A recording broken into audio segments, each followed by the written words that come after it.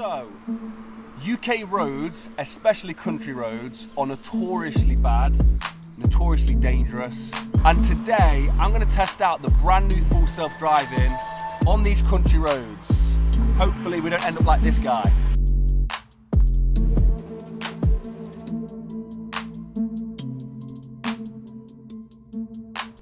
He ditched it.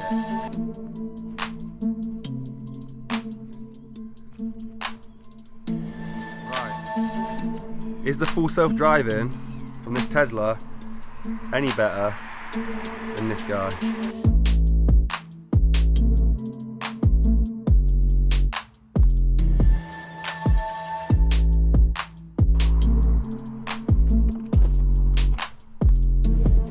So guys, if you could do me a massive favour, head to the like button, hit like, hit subscribe, all those good things.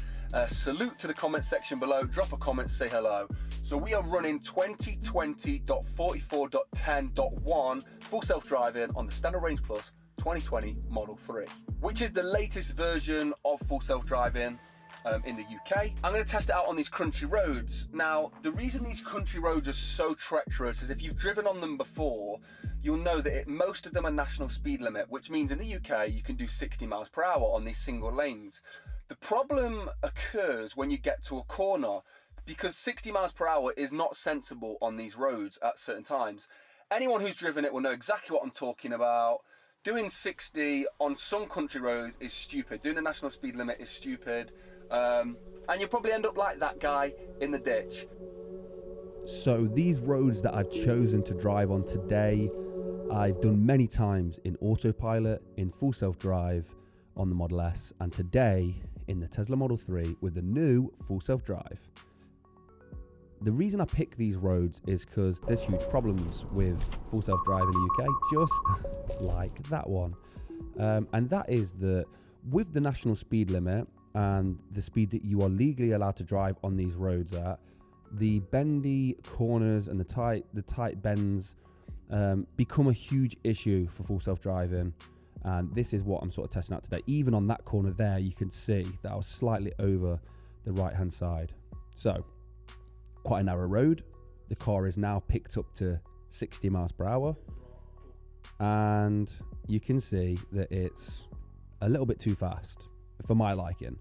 I wouldn't drive this at 60 miles per hour. This car slowed down a little bit for this bend, but not enough. Completely on the other side of the road. I've had to take over, so autopilot was disengaged. But autopilot is now activated again. So also today, I'm going to talk about some of the Tesla news stories as well.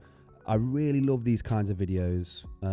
These talk to videos I've taken over again there. These talk and drive videos, my favorite kind of content when I was looking at buying a Tesla. So that's why I'm starting to do these a little bit more often. But as you can see, the speed is now at 30. I've had to take over again and try and engage autopilot. And that's another thing. Let's see how it handles this corner. Not bad. Not bad. But yeah, that's another thing with country roads like this. They go in and out of towns, which means the speed is constantly changing, which again is a huge problem for full self-drive. So if you can see the screen down there, it's saying that there's a junction coming up, which is a new feature that we discovered the other week. And let's see how it handles it. Not bad. It got us to the end of the junction. It slowed down to the end of the junction, but the car requested that we take over. So it's definitely not 100% yet. Just look how bendy this road is. So we are now back into autopilot or full self-driving. National speed limit, so the car's going to pick up. And then I noticed my opportunity for an introduction, which was, you've already seen it, the Mazda in a ditch. And, you know, it's actually, it raises a point about the country roads. Is test out that exact section that he has come off the road. So, I'm going to have to turn around. So, I'm going to go test this out now. Let's head back down. So 40 into this corner is pretty fast. we're over the line. We were over the line there. The car's still engaged in full self-driving, but we were over the line.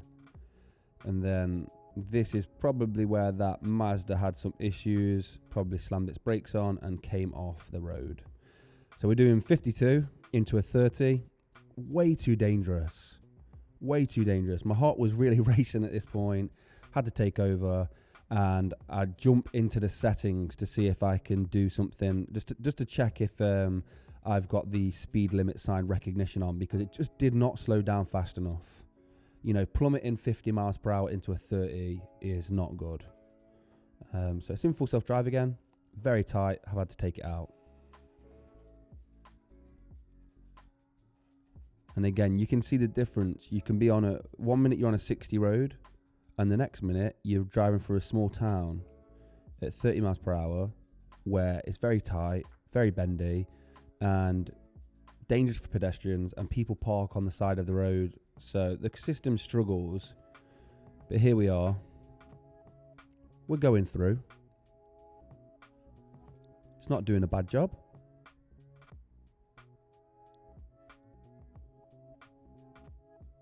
But this is where the full self-driving beta is going to be tested to its limits. There we go. I had to take over there. That was very close to the curb. I do not want to scuff the rims.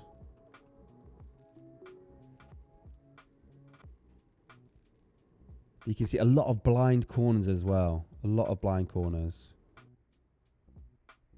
I think eventually, when Tesla allows cars to interact with each other and share information with each other, that's where the game's going to be there's going to be a huge change in the game, because the Tesla could be round a blind corner and the other Tesla could be round a blind corner, and but they'll know where each car is. So I allow full self-driving to see if it can navigate this obstacle, which is a car parked in the road, and it just comes to a stop. It thinks there's a car in the road, which there is. There was enough room to go around here, by the way, with both cars. But yeah, full self-driving didn't like it, and it's never navigated around a parked car, not once. If it's over halfway into the road, it will not navigate. Even if it's fully on the curb, the car really is jumpy around it, especially with this new update. So we're in full self-drive now. The car is indicating that it's going to stop at a junction again, which is really cool feature. It's just not implemented right. It's just not working, but it's a cool feature like this. This is a bend. It's not a junction. It's a bend. The sat nav, for some reason, that Tesla use is awful, and it seems to think it's a junction. Comes to a stop. I allow it to come to a stop just to show you what it would do. I'm going to tap the accelerator now, and it goes green. Goes right. It's still in autopilot, and it's going to take me right into that wall. So somebody commented last week at what full self-driving in the UK is allowed to do, and basically it's allowed to turn the wheel a certain degrees. Apart from parking, when the car is on the road, the wheel is only allowed to turn a certain amount. So look, this car's not in the road that much, and it will not go around it. I've had to take over. But yeah, the car is only allowed to turn the wheel a certain amount. So it's perfect for motorway driving. It is a lane assist. It's a glorified lane assist. So it's allowed to do that. But when it gets to these bendy roads, the car is not allowed to turn on tight bends. And that's why in the UK, it's really bad around tight bends. Okay, we're coming up to a stop sign, so it thinks. It's seen these signs at the end, thinks it's a stop sign. So I was really happy about this. First time I've seen it stopping for a stop sign. But it just wanted to drive straight into there. Couldn't get around the corner. Was really, again, nerve-wracking. Slightly dangerous. There we go. I'm sighing relief that I didn't crash into anything. So yeah, one of the biggest things, I had a problem with Rainbow Road here. One of the biggest things is that the bends is causing an issue. So come up to a roundabout, I allow it to go over the roundabout, and we make it a slight bit around. I don't want to curb the rims again, but it didn't do a terrible job. But in the UK, when they change how much the wheel is allowed to turn, that will be huge. That will be a major difference in it. one of the biggest reasons I disengage on country roads is because it's not making it around a corner, or making around a corner safe enough. So that's one thing that needs to change in the UK to make a big difference. There are obviously lots and lots of different things, but if that was changed, and I think it might change soon in the UK, then, you know, it'll be a lot better. Okay, this section is crazy. This is the best section I've ever had in Full Self-Driving to test the car. Look how crazy this is right now. All these cones, all these roads. So the car wanted to stop through the traffic lights. I pressed the accelerator. We're going forward. We're merging over to the left. Will the car do it? No. So it's asked me to take over there. I've taken over. We're back into autopilot. But this road, what the car does on this road, in my opinion, is quite impressive. It's still not up there. It's not the Full Self-Driving beta, but it's quite impressive. So we're going along at 40, which is the speed limit. And we're coming up to some traffic lights. The car's recognise the traffic lights down there. And they're going amber. It chooses, so there's 2 lanes. It chooses to go in the right-hand lane. And it sits behind this car.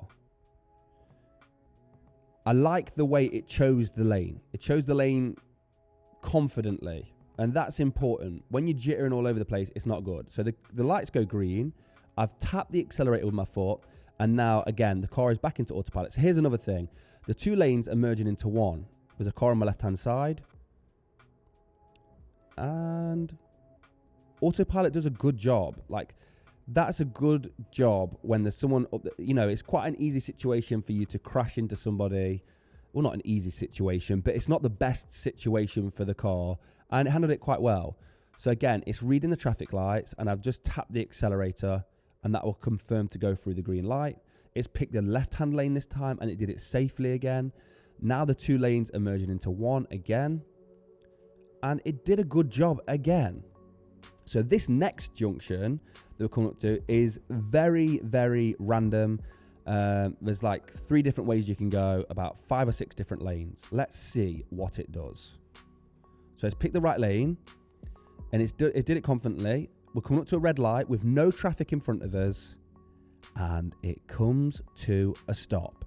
So that is probably one of the first times that the traffic light recognition has actually benefited me. There's no cars in front of me. It came to a stop, which is really good.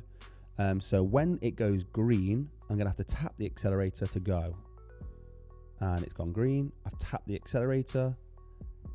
The car did a big turn there, big correction of the wheel. But it's all doing it itself. So we're sticking in this lane. I've had to tap the accelerator once more, and we're going to go through here. So I'm just tapping it with my foot. I'll have to show you in the next video. And I've had to take over autopilot there. It didn't like that junction. So now we're back in autopilot. Choose the right-hand lane in the traffic. And again, there's the user interface for you. But again, there's a lot of rules on these roads. And I wouldn't even call this a country road. This is a road that the car should be smashing, really. It shouldn't be too much of a problem for the car to handle. It merges into this lane quite well behind this car. No problems. And just out of shot, guys, just so you know, I am touching the wheel underneath the... Just out of shot, I've got my hand on the wheel. So this is nice. It picks the right-hand lane quite confidently again. And I've tapped the foot on the accelerator, and it goes through. And if you look on the user interface, when it comes to a traffic light stop, the line's red until you choose to tap your foot on the accelerator. It will go green. So if you just have a look now, it should show you. So it's red at the moment. And if you keep your eye on that red line down there, when I go, it should go green when I tap the accelerator. So he says. It didn't then, but it usually does. Okay, so here's a very interesting situation. The car didn't like this, which is kind of strange, but it means it must be recognised in line. So on this left-hand side, it's called a ULEV lane. It means if you've got an electric car in the UK, you can drive in this bus lane. It winds up other drivers, but look at the car. It's just freaking out. So it's a 40. It doesn't want to go. It doesn't want to let me get into autopilot, so I can't get into autopilot. And it must be that big thick white line is just throwing it off. So I'm in adaptive cruise control now, and it's really hard to get it into the autopilot. So now we're in autopilot, and we're approaching the left-hand side of this car. Normally it'd be flying past here, no problem. But as I get close to this car, the car just starts to freak out.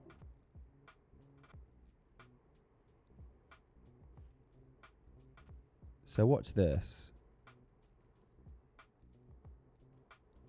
We're at the side of this car now, and it's asking me to grab the wheel. So it kicked me out of autopilot there. So now I've had to take over the car. And the lanes, there's more than enough room. A really clear, defined road with that thick white line, but it must just be throwing it off that big thick line maybe looks like a center line or something to the car. I'm not 100% sure. So we're back in autopilot again. We're approaching a roundabout though. So yeah, I take over at this point, just here to go with this roundabout. And again, I'll test the ULEV out again. There's another segment of that same ULEV bus lane. If you've not tried the ULEV bus lanes out, do it. Whenever you get a chance, even when it's not busy, I'll still sit in it because I think it's funny for one. But also, I love it in rush hour. It is unbelievable. This road is chock-a-block in rush hour. And yeah, it's amazing. So I've still not got into autopilot. There we are. We're in autopilot now. And with no cars around me, it seems to sit in the lane perfectly. But as soon as the car on that right-hand side, it really struggles in this ULEV lane. But yeah, if you ever get a chance to use a ULEV lane, do it. It feels like you're royalty. Being able to just drive up an empty road, especially when there's lots of traffic, it's very satisfying to say the least. So yeah, these kind of roads, usually autopilot and full self-driving, do really well. They do really well. It's like I've had to take over there because obviously it's a super tight bend, but they do really well. Clear defined roads. You have to make a lot of interventions because there's a lot of junctions and stuff. So it doesn't really make too much of a difference. You know, if it's in autopilot for less than 2 minutes before you have to make a change, to me, it doesn't make a difference. So here we go. We've got two lanes merging into one again. And let's have a look what the car does. There's the merge. See the lines on the screen skewing around a little bit, but no problem whatsoever. So yeah, when you're on a road that's like a mile or 2 miles long before you get to another junction, autopilot and full self-drive are just the same thing. There's no difference. The only difference would be the traffic light stop, and the traffic light stop is not good enough in the UK. Like you have to have do a confirmation that there's any point of having it on. So autopilot would do the exact same job here. There'd be no difference whatsoever. And there's a misconception about the full self-driving that it makes a massive difference. For roads like this, it does not. So there you go. In fact, it's hindrance. Look, I have to confirm to go through this light. So I have to tap it green with my accelerator. Whereas in autopilot, you wouldn't even have to bother with that. So the traffic light thing is a bit of a faff. It's more hassle than it's worth.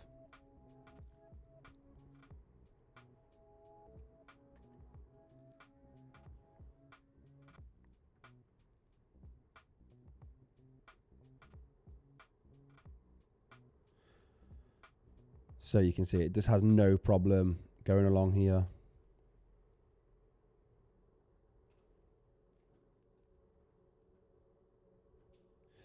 I don't know if you've seen it online, but Elon, Clean Technica posted a little story about why Tesla's full self-driving is a huge deal.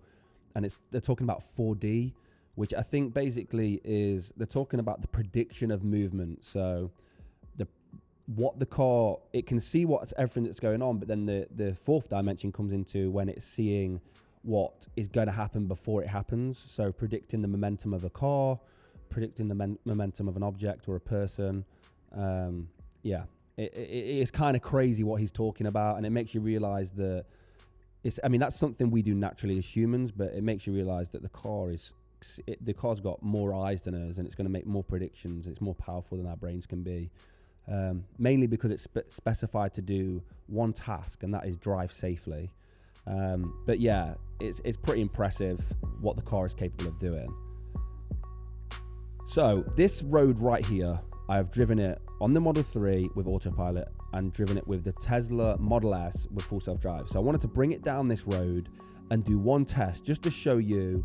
I can give you a perfect side-by-side example of whether this is better than the other two systems that I've used. So this is the exact same road. And the reason I like this road is because it's very bendy. So without further ado, let's jump on this road and I can tell you if this is better or not. So we are now engaged in full self-driving. It's found the cameras found the speed limit signs and put us at the right speeds. So because of these bends, it's really good to see if the car slows down appropriately. So we're at 39 now. We're going around a slight bend. Didn't need to slow down for that. This bend is slightly tighter, so could do with slowing down a little bit. And we are very close to that. That is too close. It slowed down a little bit. It's asked me to take over. Did not like that.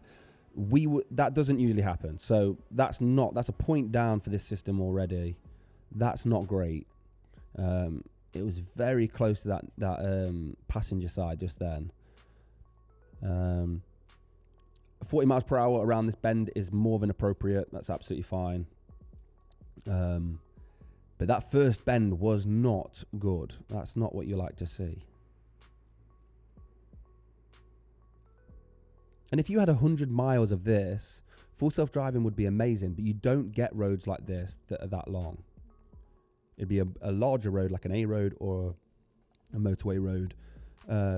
So yeah, for stuff like this, it's not that great. So usually I get to test it down this section. There's no road markings whatsoever. And there was two cyclists. And it looked like the car was going to handle it amazingly. But there's only so long I can sit behind these cyclists, and I had to take over. But that's kind of it. So I will give you my summary. I think I summarize it in a second. So I'll allow Jordan in the car to summarize what I think and feel. So it's probably better to hear me in the moment instead of a few hours later. Jordan in the car, incoming call. Will you round up what we just saw, please? When you're ready. Guys, I can tell you right there that there's not much difference. Obviously that first corner, it took it way too tight. It was way too tight for my liking. But yeah, in my opinion, it's not that much better. So that's kind of it, guys. That's the video. I didn't actually get to speak too much about the new stuff. I will in the next one. If you could do me a massive favor, hit comment, like, subscribe, and share. Drop some comments below. Some feedback is beneficial. I'm about to go out and film another one of these videos right now, which is going to be navigating autopilot. If you're thinking about buying a Tesla, there's a link in the description for 1,000 free supercharger miles and 1,000 free supercharger. Appreciate it. See ya.